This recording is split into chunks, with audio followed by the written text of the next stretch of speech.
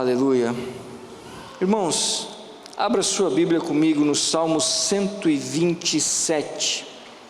Salmo de número 127. Inclusive ontem foi esse, né, Renatão?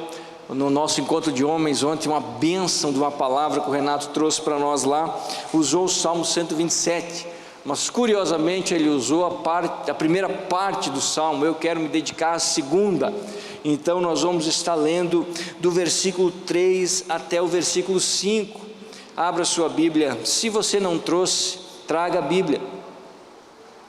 A Bíblia não fica doente, pode trazer para a igreja, ela não tem problema se ela pegar frio ou chuva, não se preocupe com isso. Se você não tem Bíblia, me dê um grito, no final eu vou lhe dar uma Bíblia, você não sai daqui hoje sem Bíblia, amém? Ou se não, você dá uma olhada aí no telão, Salmo 127, versículo de número 3 ao versículo de número 5, diz assim a Sagrada Palavra: os filhos são um presente do Senhor, uma recompensa que Ele dá. Os filhos que o homem tem em sua juventude são como flechas na mão do guerreiro. Feliz é o que tem uma aljava cheia delas, não será envergonhado quando enfrentar seus inimigos à porta da cidade. Feche teus olhos, vamos orar mais uma vez. Senhor, nós carecemos da Tua instrução agora, porque somos pecadores, somos falhos, e sem o discernimento do Senhor, sem a ação do Teu Espírito Santo, a Tua palavra, que é maravilhosa, para nós se torna impossível de compreender. Dá-nos discernimento, Senhor, nesse momento, guarda nossa mente, limpa nosso coração, traz a luz da Tua verdade a nós, ó Deus, nesse momento. Essa é a nossa oração, em nome de Jesus, amém. Irmãos, eu gosto demais desse salmo, demais. E dessa segunda parte eu gosto ainda mais, porque ela traz pelo menos assim, de bate-pronto, 3 verdades sobre filhos que são inquestionáveis. Primeira verdade: os filhos não são um peso, são uma bênção. O salmista diz que é uma recompensa que Deus dá, né? Em algumas versões diz que é uma herança que Deus dá. Filho não é peso, filho não é problema, filho é presente dado direto por Deus. Isso é uma verdade incontestável, ninguém pode contestar isso, é uma benção. Segunda verdade: a quantidade de filhos é algo bom. Família grande é família abençoada. Essa aqui muitos de vocês podem enroscar comigo hoje, certo? Família grande, né, Marcão? Família grande é bênção na Bíblia. O Senhor Jesus disse assim: crescei e multiplicai-vos. Esse negócio de um filho só está por fora se você é cristão, irmão. Está fora. Isso não existe, não existe. Se Deus mandou um só, tudo bem, é Ele que dá o presente do jeito que Ele quiser. Agora, não, eu quero só um filho. Ô irmão, não senhor, não. Diz o texto de Salmos que os filhos são como flechas, e o salmista diz assim: feliz é aquele que tem a aljava, era onde se guardava as flechas. Ele diz assim: feliz é aquele que tem a aljava cheia de filhos. A nossa cultura ocidental, ela tem assim matado as famílias, porque os jovens não querem ter mais do que um filho. Os casais jovens, tão egoístas que são, querem só um filho, e pensam que isso é uma coisa boa. Estão machucando eles ou o filho, e estão apontando sofrimento para a velhice. A Bíblia fala que a nossa família, ela nos dá orientação, como esse salmo, e também em Gênesis, quando Deus diz assim: crescei e multiplicai-vos. Diz que nós não podemos pensar, irmãos, como pensa a cabeça do ocidental moderno: eu vou ter só um filho porque eu preciso dar herança para ele, estudo, bens. Não, irmão, no mínimo 2, no mínimo. Eu ainda acho 2 pouco, porque quando você ficar velho, você só vai ter 2 lugares para visitar, só 2. Se você tiver 3, você passa 4 meses na casa de cada um. Quando dá para começar a confusão, você diz assim: estou indo embora por causa do seu irmão e volto daqui 8 meses, entende? Você faz o rodízio. Agora, você já pensou quem tem só um? Vai fazer o quê?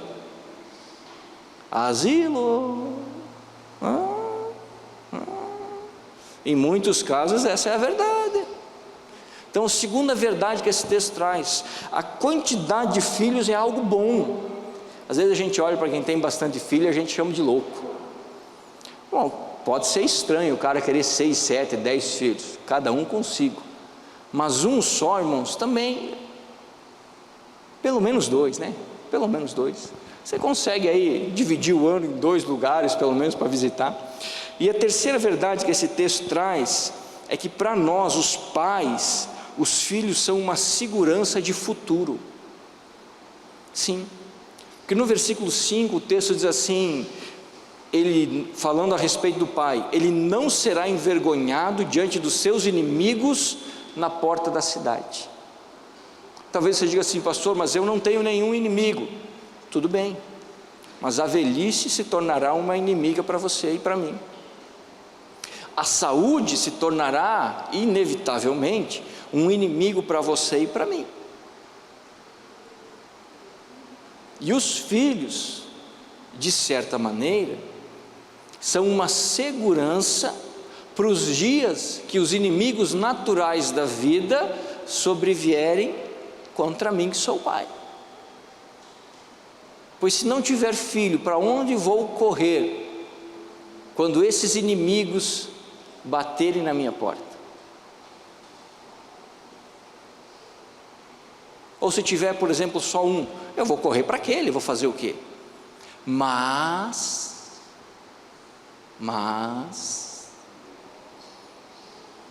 às vezes é muito mais difícil. Gostando ou não, os filhos são uma segurança para o futuro dos pais, não no sentido financeiro, mas no sentido de apoio e cuidado, e muitas vezes também, irmãos, no sentido financeiro, muitas vezes, porque do jeito que eu trabalho hoje, eu não vou conseguir com 80 anos, o mesmo ritmo, de jeito nenhum, de jeito nenhum.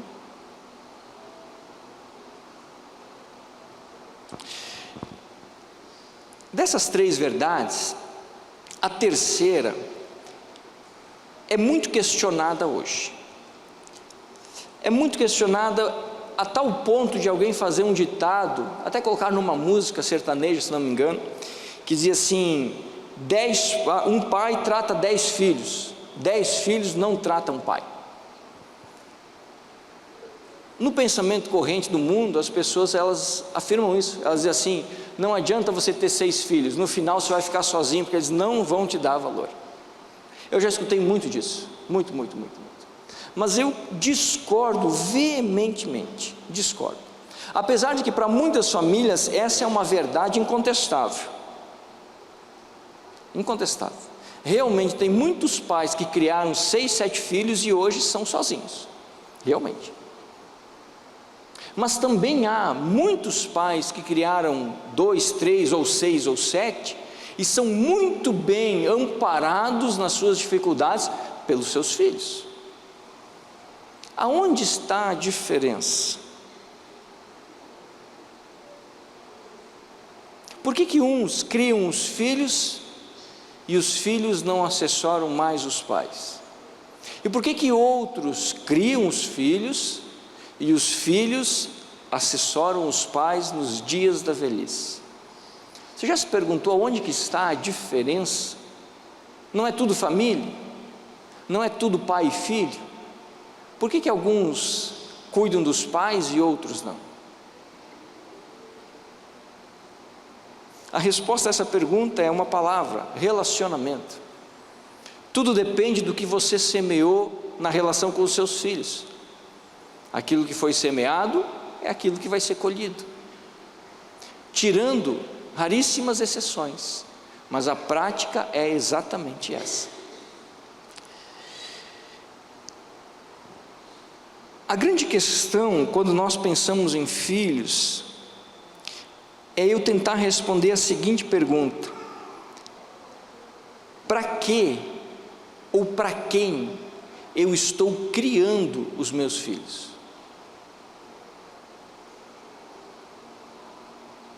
Porque eu estou fazendo alguma coisa com os meus filhos, inevitavelmente eu estou fazendo. Para que eu estou fazendo isso? E mais, para quem eu estou fazendo isso? A resposta dessa pergunta define a última verdade do Salmo 127. Depende para que eu estou criando e para quem eu estou criando, os filhos serão a minha segurança no futuro. Depende para que eu estou criando e para quem eu estou criando, eu vou ficar sozinho quando ficar velho. Eu vou ficar sozinho.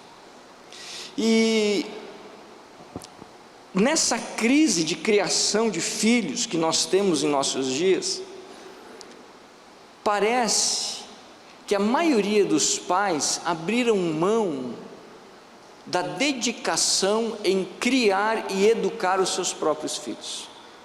Parece que nós terceirizamos essa tarefa a outros, escolas, igreja, babás, avós. A geração de hoje prefere terceirizar a criação dos filhos, na sua maioria, do que eles próprios pôr a mão para que a coisa aconteça. O resultado é só um: quando você ficar velho, alguém vai terceirizar os seus cuidados. Por que você acha que os asilos estão pipocando em todos os lugares? Por que você acha que as casas de repouso estão ganhando milhões e milhões? Porque os filhos estão terceirizando o cuidado dos pais. Por quê, pastor? Porque quando eram crianças, os pais terceirizaram a criação dos filhos. O que eu semeei, eu estou colhendo. Essa que é a grande verdade.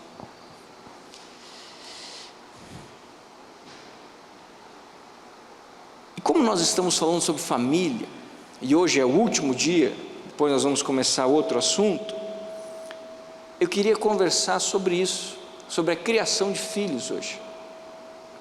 E o nosso tema será criando filhos para o Senhor. E eu estou completamente convencido de que só existe 3 maneiras de se criar filhos, só tem 3. Primeira, ou eu crio os filhos para mim mesmo, é a maneira egoísta. Está cheio de pai que coloca sobre os filhos desejos e sonhos que ele não conseguiu realizar. Ele quer que o filho seja o que ele não conseguiu ser. Ele não está criando o filho para mais ninguém a não ser para ele mesmo.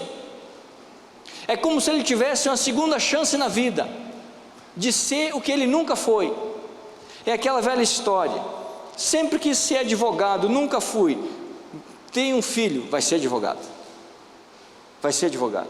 Papai, vai ser advogado. Mas vai ser advogado. Vai ser advogado. Quem cria os filhos para si mesmo não respeita a individualidade que Deus colocou em cada um. Não respeita a realidade que o filho não lhe pertence, como se fosse um objeto que se faz o que quer, quando quer e do jeito que quer. Mas está cheio de pai por aí que cria os filhos para si mesmo, fazendo com que os filhos tentem realizar os sonhos que o pai nunca conseguiu. Esse jeito de criação traz desespero no coração dos filhos, porque coloca sobre eles um peso de 2 formas. Primeiro, um peso esmagando sonhos, porque às vezes o filho tem um sonho de ser professor de educação física, mas o pai exige que seja advogado.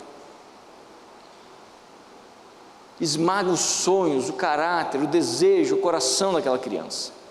Segunda forma de peso é porque essas crianças nunca conseguem satisfazer as expectativas dos pais. Chega em casa, com uma prova 9, devia ter tirado 10. Na sua época eu era um bom aluno. Eu era um bom aluno. Criando filhos para si mesmo. Essas crianças ficam doentes, desgostosas e desmotivadas para a vida. Tem um outro jeito de criar filhos, para o mundo. Esse até a gente faz um ditado, né? Não, nós não criamos para nós, criamos os filhos para o mundo. Deus me livre de criar meu filho para o mundo, mas de jeito nenhum, está repreendido em nome de Jesus. De jeito nenhum. As pessoas pensam, eu preciso preparar meus filhos para o mundo, então eu preciso que eles estudem muito, eu preciso que eles tenham um excelente trabalho, eu preciso que eles ganhem um salário muito alto, porque daí eles vão estar preparados para o mundo, porque o mundo é um lugar de competição acirrada, o mundo é um lugar onde o mais forte sobrevive. E aí mais uma vez nós pesamos no coração dos nossos filhos, porque nós entupimos eles de curso. Tem criança de 10 anos que tem mais atividade na agenda do que muito executivo que dirige empresa. É curso disso, curso daquilo, curso daquilo outro, curso daquilo outro, curso. Quando acaba o curso tem mais curso, e mais curso, e mais curso, e mais curso, e mais curso. Para quê? Não, porque hoje se não falar inglês, não tem sucesso na vida. Quem disse, irmãos? Quem disse? O mundo disse, e nós seguimos o que o mundo fala, e queremos criar os nossos filhos para o mundo. Mas há um problema mais grave do que o peso que se coloca sobre os filhos quando eu crio eles para o mundo. É o problema dos valores. Porque se eu crio os meus filhos para o mundo, os valores que eu ensino para ele, é os valores do mundo. E os valores do mundo são completamente diferentes dos valores de Deus. Por isso que muitas vezes eu estou na igreja e os meus filhos não. Por quê? Porque ao invés de semear o desejo de Deus no coração deles, eu semeei o desejo pelo mundo. Você precisa passar no vestibular, você precisa ganhar dinheiro, você precisa ser grande, você precisa ser uma pessoa bem sucedida, você precisa ser alguém na vida. Mesmo não querendo, eu afastei meus filhos da igreja. Porque eu semeei no coração deles o mundo, os valores e as qualidades do mundo. A maioria dos pais, 99%, cria os filhos desses dois jeitos. Ou cria para si mesmo, ou cria para o mundo. Agora deixa eu ser sincero para você, meu irmão. Quem cria filhos dessa maneira está semeando o vento hoje para colher tempestade daqui a alguns anos. Tá. Porque as crianças crescem. E chega uma hora que elas saem da redoma de vidro que é a nossa casa. E chega uma hora que elas entendem que elas podem fazer o que elas querem, inclusive desafiar o pai e a mãe.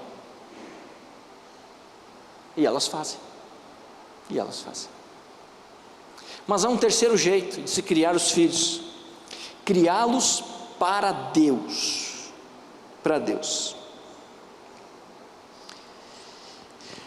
A Bíblia é clara quando afirma que os filhos são do Senhor. A Bíblia diz que Ele nos dá. Ele nos dá. Então os filhos são dele.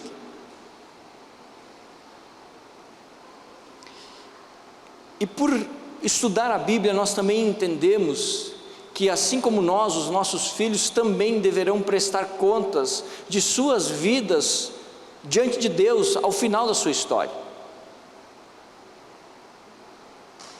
Entendendo isso, se você tiver uma lógica na sua mente, você vai imaginar o seguinte: bom, se Deus me deu os filhos, e se esses filhos vão precisar prestar conta da vida deles diante de Deus, e eu vou precisar prestar conta da vida deles diante de Deus, a melhor coisa que eu preciso fazer é colocar esses meninos na mão do Senhor, para quando precisar prestar conta, estiver tudo certinho. Criar os filhos para Deus é a forma mais difícil de se criar filhos. É a forma mais conturbada de se criar filhos. É a forma mais que gera maior luta na criação de filhos. mas é a forma que traz mais paz, segurança e bênção para o coração dos pais. Não há nada que seja tão importante na criação dos nossos filhos quanto criá-los para o Senhor, quanto criá-los a ponto de poder, em qualquer oração que fizer, dizer: Senhor, Tu sabes que desde que o Senhor me deu essas crianças, eu tenho colocado eles na Tua presença, eles são Teus, Tu faz com eles o que o Senhor quiser, e Tu sabes que eu tenho feito tudo para que eles amem ao Senhor mais do que a mim mesmo. Criar os filhos para Deus, para o Senhor, não é fácil, porque o inimigo não quer que isso aconteça, o mundo não quer que isso aconteça, e o egoísmo do nosso coração pecador não quer que isso aconteça. Só que se nós criarmos os nossos filhos para nós ou para o mundo, nós vamos nos frustrar, e nós vamos ter que, ao longo da vida, administrar problemas de filhos barbados, quando deveríamos estar descansando no Senhor e vendo o que Deus está fazendo através da vida deles. Ouse criar seus filhos para o Senhor. E nessa noite eu queria então, em cima disso, olhar 4 princípios ao longo da Bíblia.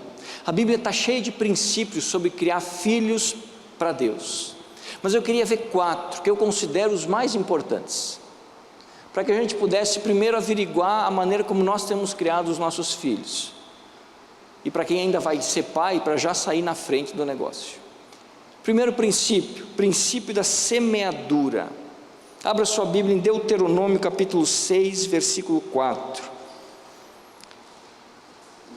Princípio da semeadura. Deixa eu te fazer uma pergunta: o que é que você tem semeado no coração, na mente e na vida dos seus filhos? O que é que você tem lançado ali? Deuteronômio 6, versículo de número 4 a 9. Ouça, ó Israel, o Senhor nosso Deus, o Senhor é único. Ame o Senhor, seu Deus, de todo o seu coração, de toda a sua alma e de toda a sua força. Guarde sempre no coração as palavras que hoje eu lhe dou. Repita-as com frequência a seus filhos. Converse a respeito delas quando estiver em casa e quando estiver caminhando, quando se deitar e quando se levantar. Amarre-as às mãos e prenda-as à testa como lembrança. Escreva-as no batente das portas de sua casa e em seus portões. Esse texto é uma orientação de Deus dada à nação de Israel antes que eles tomassem posse da terra prometida, e tinha um objetivo: preservar o relacionamento dos israelitas com Deus ao longo das gerações. Então Deus havia tirado Israel do Egito com mão forte, o mar se abriu, vinha carne, água no deserto, nuvem de fogo, fogo durante a noite, nuvem durante o dia, a presença de Deus, coisas extraordinárias. Mas quando o povo estava para entrar na terra, Deus tinha uma preocupação: quando os seus filhos, ou os filhos dos seus filhos, que já estiverem vivendo na terra sem nenhum problema, como é que eles vão se relacionar comigo? E aí Deus dá uma orientação para aquele povo. Ele diz assim: fale às outras gerações sobre quem eu sou, sobre o que eu tenho feito e sobre o que eu posso fazer. O princípio da semeadura. Semeadura. Nós precisamos aprender a semear a presença de Deus no coração dos nossos filhos. Essa talvez seja a tarefa mais importante de um pai e de uma mãe. Nós pensamos que é comprar um tênis de R$500 ou dar uma faculdade. Isso tudo é besteira, meus irmãos, tudo bobagem. A tarefa mais importante do coração de um pai e de uma mãe é semear na vida dos seus filhos a presença de Deus. E o texto fala algumas coisas interessantes. Primeiro, o texto fala de uma necessidade de amor total a Deus. O que o texto está nos ensinando? O texto está dizendo o seguinte: se eu não amar a Deus de todo o meu coração, naturalmente eu não vou semear na vida dos meus filhos a presença de Deus. Não vou. Então, antes do texto dizer assim, fale para o seu filho, o texto está dizendo assim: você que é pai, me ame de todo o seu coração e com todas as suas forças, porque aí você vai ter condição e vida para falar ao seu filho sobre mim. O texto também está dizendo sobre um princípio de semear a palavra de Deus no coração dos filhos. Quando o salmista diz assim: fale aos seus filhos o que eu tenho feito. Quando o escritor de Deuteronômio, a semeadura da palavra, irmãos de Deus, é de responsabilidade nossa, os pais, que os nossos filhos tenham o desejo de aprender e de conviver com a palavra de Deus. O contato com a palavra, o conhecimento da verdade de Deus, passa em primeiro lugar por nós em casa, depois pela igreja. Depois pela igreja. Depois. O lugar onde os nossos filhos vão aprender a amar a Deus não é na igreja, é em casa. O lugar onde eles vão aprender a amar a palavra é em casa, onde nós vamos semear essa palavra no coração deles. O amor que nós temos pela palavra de Deus vai se traduzir no desejo do coração dos nossos filhos em ter por ela. Quanto mais eu buscar a palavra, mais isso vai ser um exemplo a ser seguido pelos meus filhos. Pelos meus filhos. Quer ver como é verdade? Quantos pais aqui têm filhos que não têm celular? Levanta a mão. Que não tem celular ainda. Quantos pais aqui que têm filhos que não têm celular já escutaram a seguinte pergunta: me dá um celular, pai? Por quê, irmãos? Simples, porque você vive grudado naquela porcaria. E aí o seu filho quer também. Agora, quantos pais aqui escutaram: me dá uma Bíblia, pai? Todos nós deveríamos levantar a mão. Todos nós. E se não levantamos a mão, é um sinal de que não estamos exatamente no caminho que deveríamos. Porque nós somos o primeiro espelho, o primeiro exemplo de vida e de compromisso com Deus que os nossos filhos vão ter. Depois vem os líderes, os pastores, a igreja, os irmãos, depois. Nós precisamos semear no coração dos nossos filhos a presença de Deus. Semear a palavra, a Bíblia precisa ser dita, ela precisa fazer parte do nosso lar. Ela precisa estar visível em nossa casa, os nossos filhos precisam ter contato com ela precisa estar nas paredes, em algum lugar, ela precisa estar visível no nosso lar, na porta da geladeira, num enfeite de mesa, numa frase na parede, em algum lugar. Qualquer pessoa que entra dentro da nossa casa, mas principalmente os nossos filhos, precisam ver, ler e estar diante da palavra de Deus. Eles precisam ter acesso à palavra. Eles precisam nos ver com a palavra, e nós precisamos ir a eles com a palavra.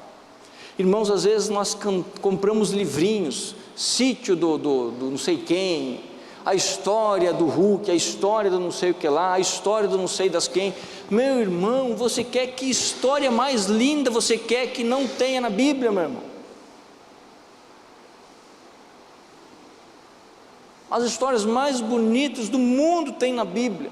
E às vezes eu estou comprando livro de R$50 para falar do meu filho de uma fadinha de dente. Ora, tenha santa paciência. Tenha santa paciência. Não faça isso, irmão. Semeie no coração do seu filho a palavra. A palavra. Eu lembro que nós lemos as historinhas para a Vitória antes de dormir. E algum tempo atrás acabei de ler as historinhas, ela dormiu e eu fui sair do quarto e o Senhor me fez um questionamento. Ele diz assim: por que você não leu a Bíblia? Eu disse: não, mas eu li a historinha que tinha lá de Jonas. Ele falou: não, a Bíblia, por que você não leu para ela? Eu parei e pensei assim: realmente, por que eu não li a Bíblia, Vitória? E a partir daquele dia eu conversei com a Bruna e disse assim: toda vez, pode ler qualquer livro, mas o último livro que vai ler é a Bíblia. E nós vamos pegar, abrir a Bíblia e ler. Irmãos, ela gosta demais da conta. Ela se encanta com os textos. E ela pergunta: por que isso, papai? E esses dias eu estava lendo sobre Jesus, Jesus fez um milagre. E quando eu acabei de ler, ela me olhou e disse assim: Jesus pode tudo, né, pai? Eu disse: pode, minha filha, pode tudo, pode tudo, pode tudo. Semear a Bíblia no coração dos nossos filhos, irmãos, porque a Bíblia não é um livro qualquer, é a palavra de Deus. Às vezes você pode semear a palavra de Deus numa canção, cantarolando na sua casa uma canção que fala sobre a palavra, sobre a verdade de Deus, sobre a grandeza de Deus. Isso está sendo colocado no coração do seu filho, isso está brotando ali dentro. Um dia, se precisar, Deus puxa para fora e aquela criança lembra. E pode ser que a salvação venha daquele momento ali. E eu queria dar umas sugestões para você. Primeiro, leia a Bíblia para os seus filhos e leia junto com eles, se eles sabem ler. Segundo, quando eles estão sendo alfabetizados, eu ia dizer analfabetizados, não, alfabetizados, use a Bíblia nesse processo. Ensine eles a ler na Bíblia, porque eles vão pegar paixão por aprender a ler. E o que é que eles vão ler? A Bíblia, a Bíblia. E aquilo tudo vai ficando na cabeça deles. Explique a Bíblia para os seus filhos, explique as histórias, o porquê dos acontecimentos. Fale sobre a palavra de Deus na sua família. E demonstre para os seus filhos que as decisões no seu lar levam em conta o que a palavra de Deus diz, para que eles desde já entendam que a autoridade da palavra de Deus é inquestionável. Semeie no coração deles. Se os nossos filhos forem inundados pela palavra, eles vão amar a palavra. E se eles amarem a palavra, eles vão amar o Deus da palavra. E nós vamos poder descansar. E nós vamos poder colocar a cabeça no travesseiro e descansar. Mas o princípio da semeadura não diz respeito somente à Bíblia. Ela diz respeito a tudo que eu quero na vida dos filhos. Porque o escritor de Provérbios, no capítulo 22, verso 6, ele diz assim: ensina os seus filhos no caminho certo, e mesmo quando envelhecerem, não se desviarão deles. Irmãos, crianças, se você é do interior, você vai entender. Quando você quer uma boa junta de boi para lavrar, você não pega boi velho. Ou alguém diz assim: não, vou ter que lavrar, vou pegar o boi lá, colocar a canga, nunca colocou uma canga, vou colocar a canga nele para lavrar. Dá certo? Mas nem a pau. O que você faz para ter uma boa junta de bois para lavrar a terra? Você pega os bezerrinhos, bem pequenininhos, e você começa a ensinar desde pequeno, desde bem pequenininho. Criança é exatamente a mesma coisa. Se você quer que os seus filhos sejam homens trabalhadores, ensine o valor do trabalho quando eles ainda são pequenos. Se você quer que os seus filhos sejam pessoas de respeito, ensine o respeito enquanto eles ainda são pequenos. Se você quer que os seus filhos sejam pessoas boas, faça o bem enquanto eles ainda são pequenos, porque a época de semear é quando eles ainda são pequenos. Semeie no coração dos seus filhos aquilo que você quer ver brotado na vida deles. Em primeiro lugar, Deus. Em segundo lugar, valores que fazem com que um homem seja um bom homem sobre essa terra. É responsabilidade minha e sua semear isso. Semear. E se dedique a isso. Não deixe de fazer isso. Lute para que essas sementes caiam no coração dos seus filhos. para que venha brotar, e para que eles venham a se tornar melhores do que você já foi. Segundo princípio, princípio do equilíbrio. Efésios capítulo 6, verso 4. Vamos ler lá no Novo Testamento, Efésios 6, verso 4. Texto muito conhecido, diz assim: pais, não tratem seus filhos de modo a irritá-los, antes eduquem-nos com a disciplina e a instrução que vem do Senhor.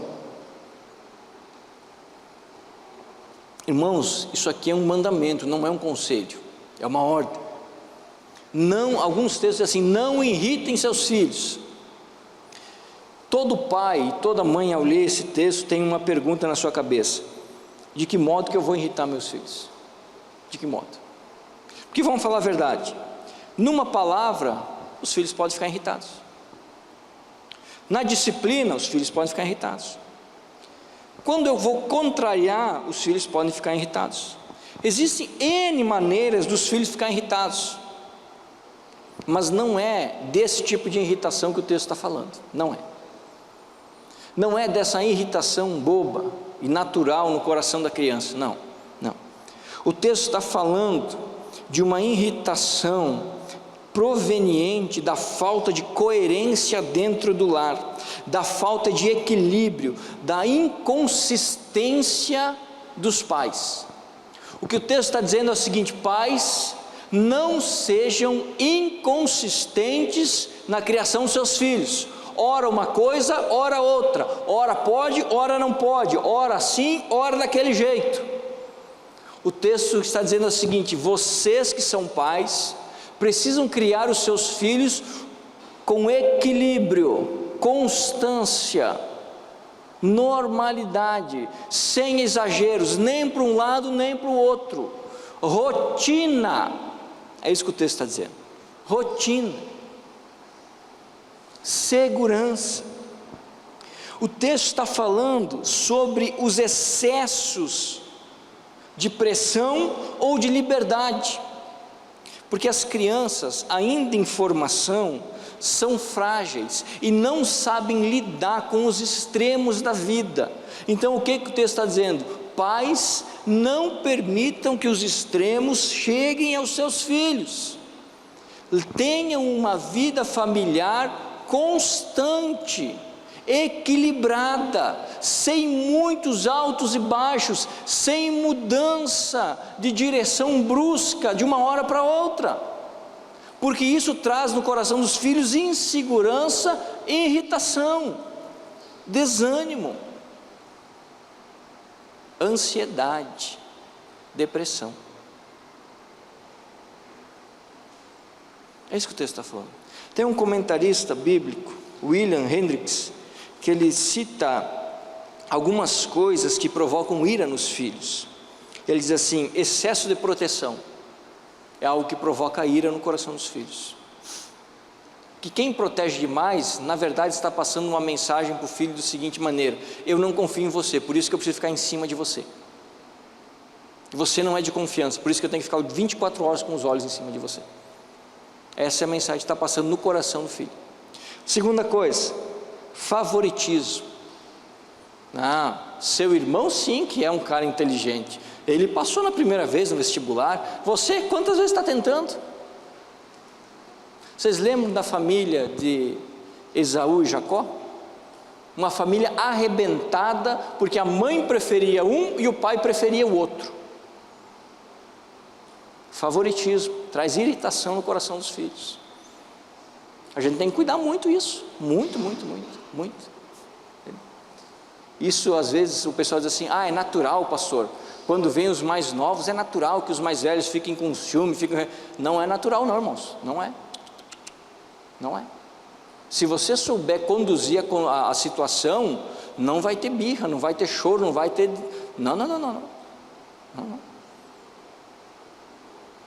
não há competição entre filhos, e eles não podem nem sequer pensar nessa possibilidade.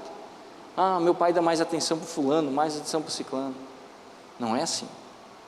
Aqui deixa eu abrir um parênteses. todas as nossas grávidas é filho de primeira viagem, então não vai ter problema. Mas no segundo filho você tem que prestar muita atenção. Bebês naturalmente exigem mais atenção do que uma criança, né? Uma criança, por exemplo. Pelo menos a gente tende a dedicar mais atenção aos bebês. Tome cuidado, porque senão, mesmo não querendo, você produz favoritismo no coração dos seus filhos. Você produz irritação. Cuidado com isso, cuidado. Terceira coisa que ele diz assim: desestímulos. Você não vai dar para nada. Pô, mas de novo você foi mal? Pô, mas de novo você não conseguiu? Mas meu Deus do céu, não tem jeito. Provoca irritação. Quarto, não reconhecimento do fato de que o filho está crescendo e, portanto, tem direito de ter suas próprias ideias e de que não precisa ser uma cópia exata do pai para ter êxito na vida. Se quer um negócio que eu tenho horror, é filho que você veste igual a pai. Pensa uma coisa que para mim é abominável. Ai, olha, está com o vestidinho da mãe. Não, irmão, cada um é cada um. Cada um é cada um. Deixa essas crianças desenvolver personalidade delas. Elas não são uma cópia sua, nem minha, e nem devem ser, porque nós somos ruins demais. A nossa esperança é que eles sejam melhores que nós, porque se for igual a nós, o negócio está feio. Então a nossa esperança é que eles sejam melhores. Então deixa eles crescer. Deixa eles crescer. Respeita os limites. Respeita a capacidade deles. Dá ouvidos ao que eles falam. A gente tem a mania de não ouvir os filhos. Pai, quero falar uma coisa. Não, você não entende, é muito novo, deixa outra coisa. Irmãos, deixa ele falar. Ouça. Ainda que às vezes seja a maior besteira do mundo, mas você está valorizando a capacidade dele se sentir parte da família e de querer desenvolver alguma coisa para resolver um problema. Quinta, negligência. Essa aqui está muito em moda. Filhos negligenciados. Pai, podemos conversar? Não tenho tempo. Pai, mas eu não posso. Pai, não dá, agora não dá. Depois.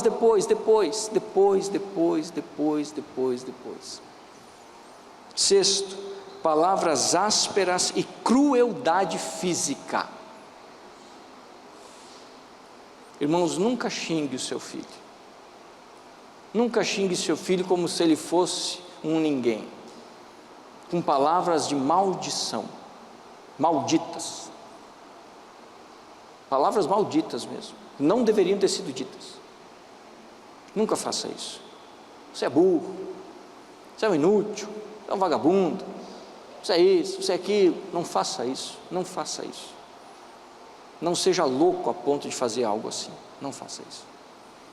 E quando for disciplinar seu filho, porque a disciplina é algo bíblico, não faça com raiva, para não ser cruel. Não faça isso. O princípio do equilíbrio está nos ensinando de que uma família precisa ser estruturada, com regras claras, com procedimento claro, com uma rotina clara, que vai ajudar na criação dos filhos. Hora para dormir, hora para comer, aonde se come, quando se come, o que se come, quais são os compromissos da família, hora para se levantar, equilíbrio de vida, rotina. Os filhos sentem segurança quando tem rotina, quando eles sabem o que está para acontecer. Agora, quando na vida tudo muda, não, agora é diferente, não, pai, mas não, agora nós vamos fazer diferente aqui, assim, desse jeito. Hoje nós vamos almoçar na frente da televisão. Aí no outro dia ele chega com o prato, não, agora é na mesa. Pô, na mesa, agora está na mesa. Não, agora nós vamos colocar a mesa na área, vamos na área. Pô, mas não se decide onde querem comer. Tem dias que almoçam 11h30, tem dias que almoçam 14h. Irmãos, rotina, equilíbrio, uma vida normal. As crianças precisam saber o que está acontecendo. Domingo é dia de culto.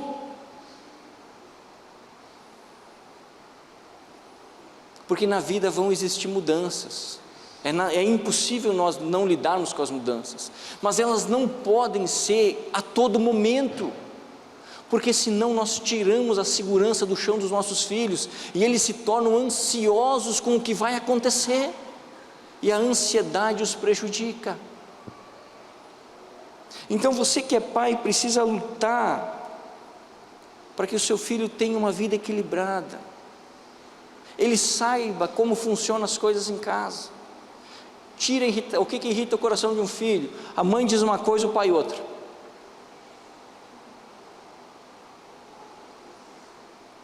O que irrita o coração de um filho? Pede para tua mãe, pede para o teu pai. Equilíbrio. Eles têm que saber como funciona em casa, porque isso traz segurança de um ambiente estável, onde eles podem se desenvolver. E o texto de Efésios está dizendo assim: não irritem seus filhos, mas criem-nos segundo o conselho do Senhor. Do Senhor. Terceiro princípio, vamos andar, que senão nós vamos ficar muito tempo parados. Provérbios 22:15, princípio da justiça. Provérbios 22:15.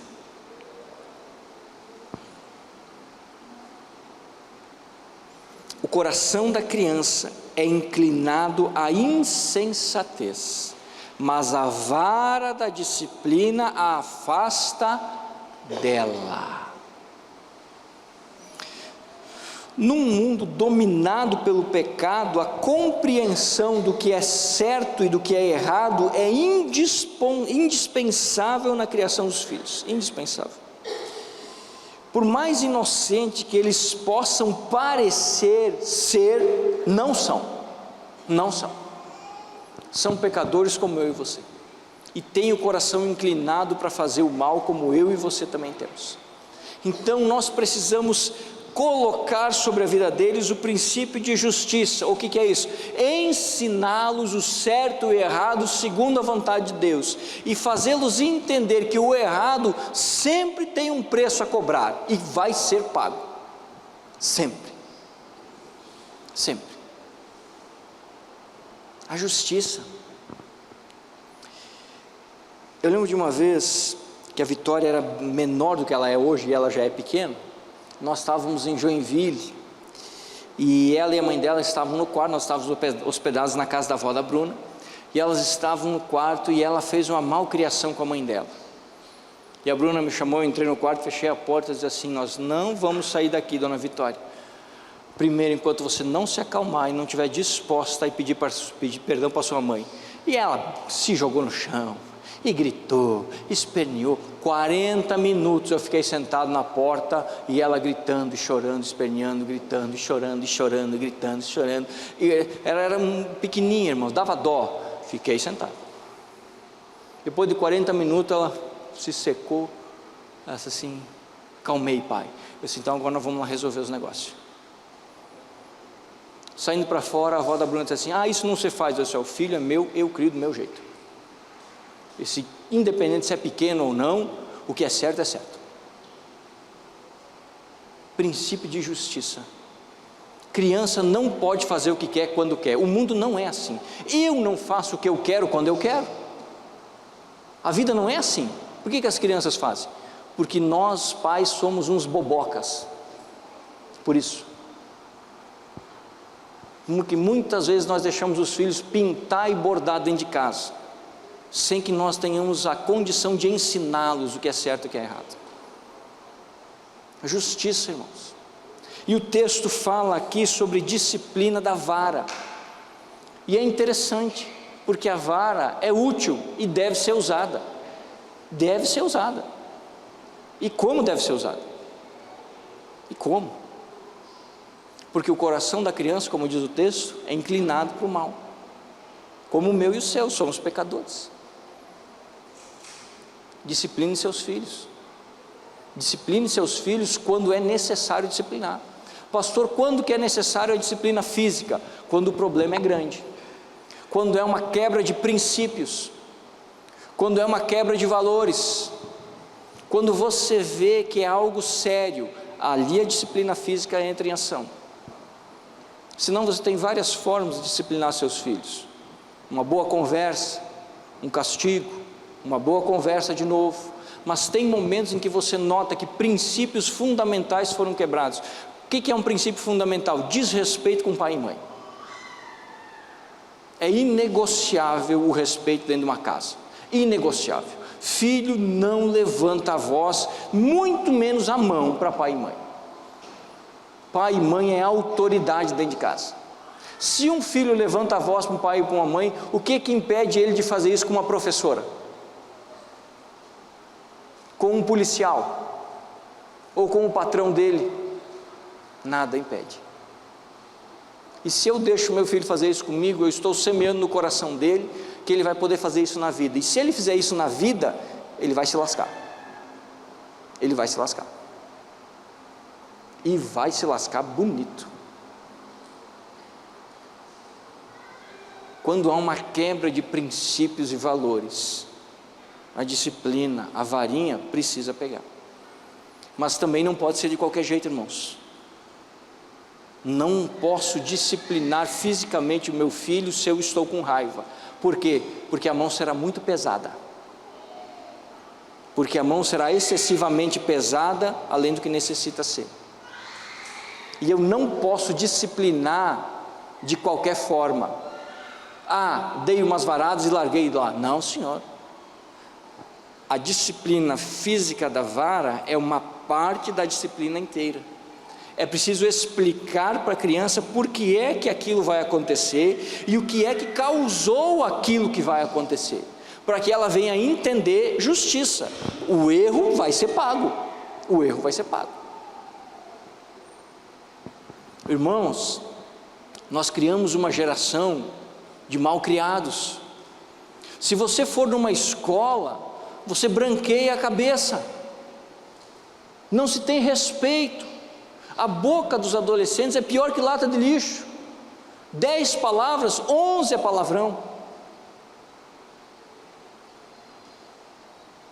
Por quê?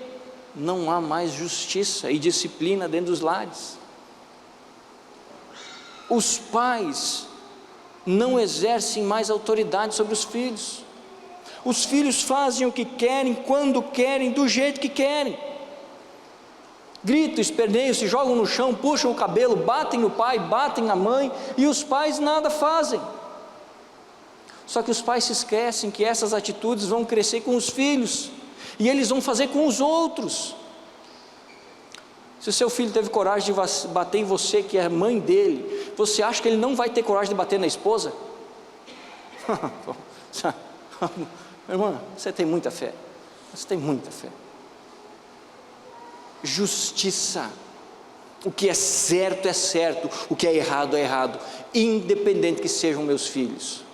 Eu lembro isso que eu aprendi. Minha mãe não é cristã, mas ela me ensinou o princípio da justiça.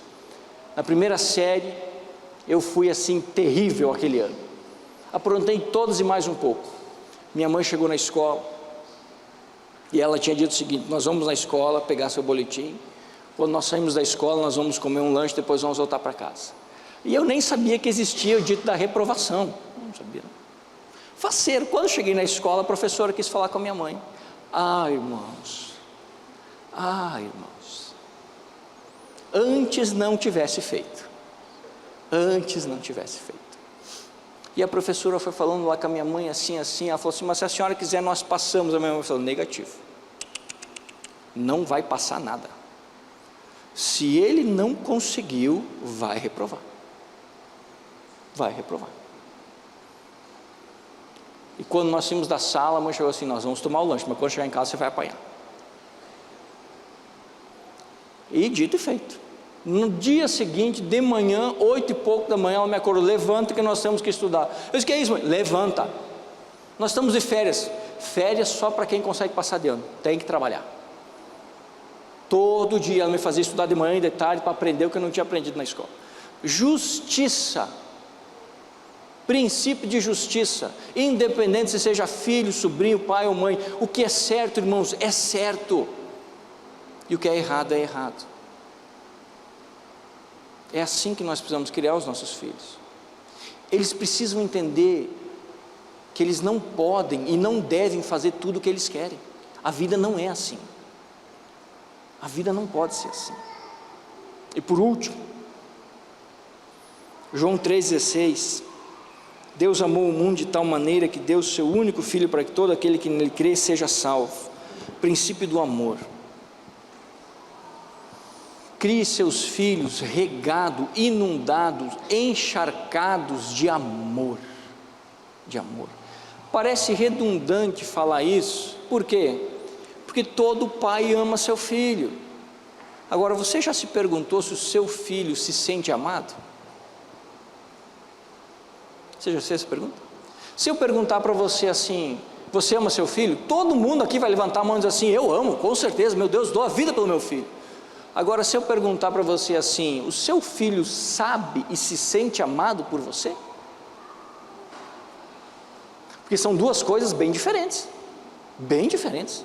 Uma coisa é eu amar, outra coisa é a pessoa que eu amo saber e entender que é amada. São coisas diferentes. Bem diferentes. E eu lido com adolescentes e jovens, e vou dizer para você, boa parte dos jovens e adolescentes não se sentem amados pelos pais. Não se sentem. Não conseguem entender o amor dos pais. Não conseguem entender que realmente os pais o amam. Por quê? Porque a forma como se transmite esse amor é errada. Primeiro, nós achamos que não precisamos expressar o amor. Ah, meu filho sabe que eu amo ele. Meu filho sabe, como é que não vou amar ele? Sou pai. Então eu nunca falo nada, nunca dou um abraço, nunca pego no colo, nunca levo para brincar, nunca faço nada. Ah, ele sabe que eu amo ele. Negativo, negativo.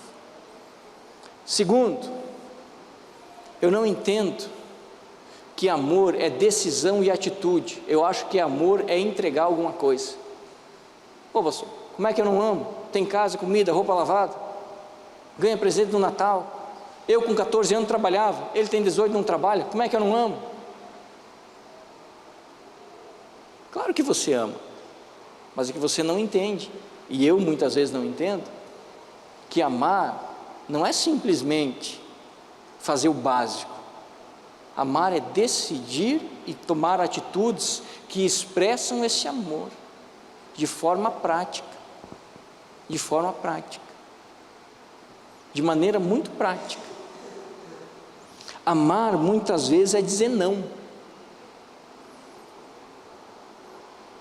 Sim, porque eu te amo, não vou deixar. Não, exatamente isso, porque eu amo você, eu não vou deixar. Mas que tipo de amor é esse? Esse é o amor verdadeiro, meu filho. Esse é o amor verdadeiro, de um pai que se preocupa com você e que busca o seu melhor. Por isso é não. Por isso é não. Decisões práticas do dia a dia, expressar o amor de uma forma visível, uma oração, um beijo, uma bênção, uma saída. Esses dias eu vi a foto no Facebook de um amigo meu de Curitiba, que fez um negócio que eu achei assim fascinante. Ele tem uma menininha de 9 anos, eu acho, 9, 10 anos, e ele marcou para ir jantar com ela.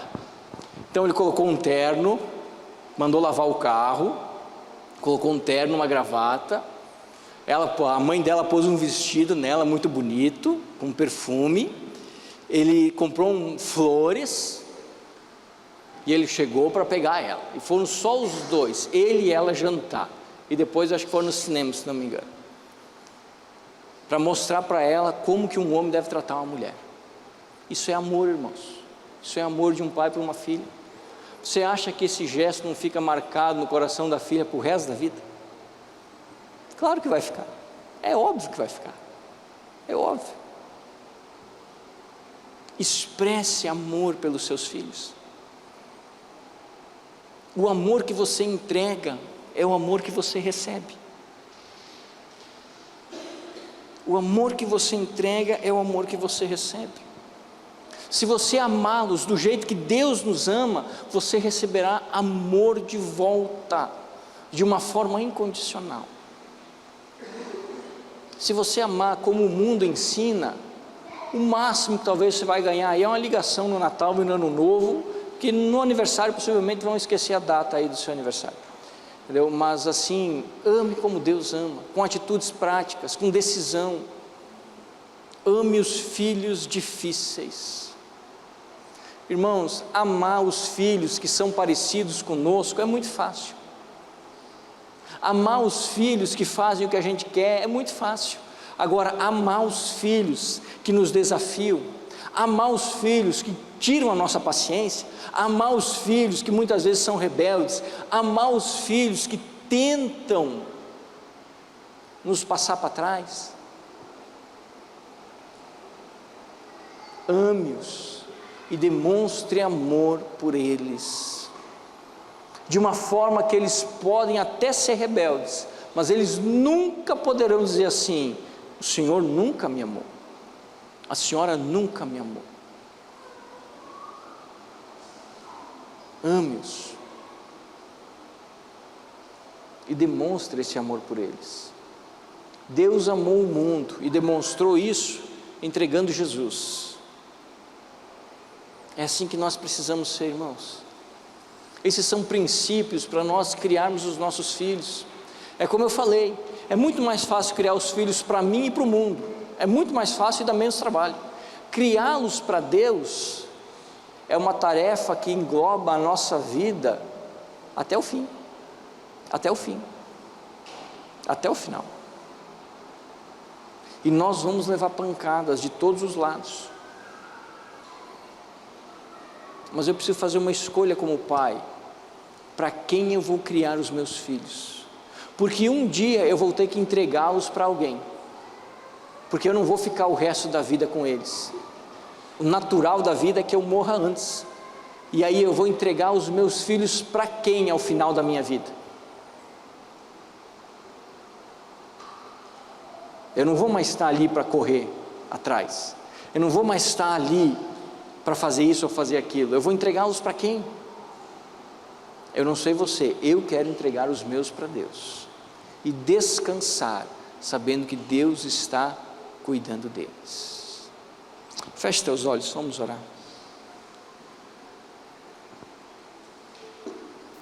Senhor meu Deus, nós estamos em Tua presença agora, pedimos a Tua sabedoria e graça, e pedimos que o Senhor nos ajude, Pai, com os nossos filhos. É muito difícil criar, ó Deus, os filhos, tudo joga contra, Senhor, tudo joga contra, principalmente se nós conhecemos a Ti e queremos pôr valores do Senhor no coração deles. Meu Deus, é um turbilhão de dificuldades, mas nós cremos que pela Tua mão, pela Tua provisão, pela Tua graça é possível. Ajuda-nos, ó Deus, como famílias, a aplicar esses princípios na vida dos nossos filhos. Ainda que o nosso coração se aperte, Senhor, ajuda-nos a ensiná-los a verdade, a justiça, o certo e o errado, ó Deus, porque um dia nós não vamos mais estar aqui para pôr a mão no que eles fazem de errado e tentar consertar. Eles precisam entender sozinhos como fazer. Ajuda-nos a ensiná-los, ajuda-nos, ó Deus, a semear no coração deles o amor por Ti que nós temos, de forma que eles amem ainda mais ao Senhor do que nós jamais amaremos.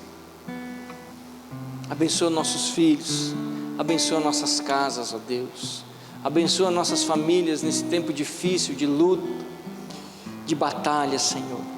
Essa é a nossa oração, em nome de Jesus, amém e amém.